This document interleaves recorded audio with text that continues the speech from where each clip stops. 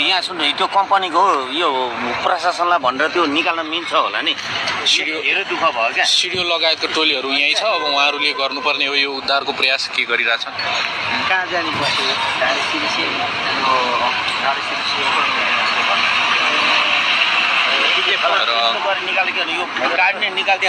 जानकारीमा आए अनुसार यो गाडी काठमाडौँबाट ओखलढुङ्गातर्फ हिँडेको भन्ने कुरा बुझिएको छ। अरनीको यातायातको गाडी हो। यता पारी पनि हेर्दै हुनुहुन्छ धेरै ठुलो सङ्ख्यामा यहाँ मानिसहरू आउनु भएको छ। 1000 मिटर माथि मोड छ नि मसनदार भन्छ भन्न चाहिँ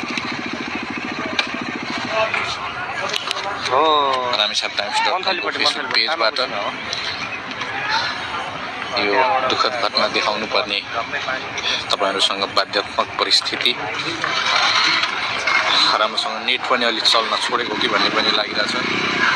एकातिर देश निर्वाचनमा व्यस्त भएको अवस्था छ। जनताको घर दैलोमा मतदाता भेटघाटमा राजनीतिक दलका उम्मेदवारहरू निस्किरहेको।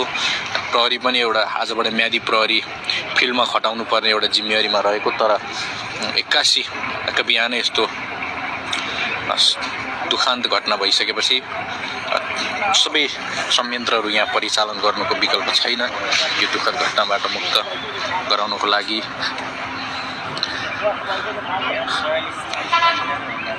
यहाँ तपाईहरु देख्नुहुन्छ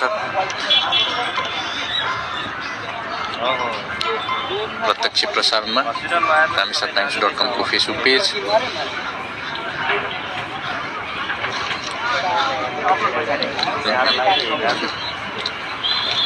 ठुलो संख्यामा यहाँ हाताहाती भएको आशंका छ।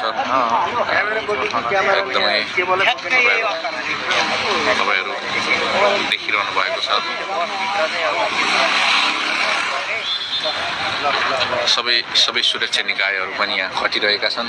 यति बेला उद्धारमा पनि यहाँ केही कठिनाइ। पानी भित्र बस छ। अब एउटा टोली मान्छे हराएको या बगाएको आशंकामा तल पुगिरहेको छ। अलिकति यो समय दिनु ल। म उहाँको देखाइदिन्छु। लाइभ भइरहेछ।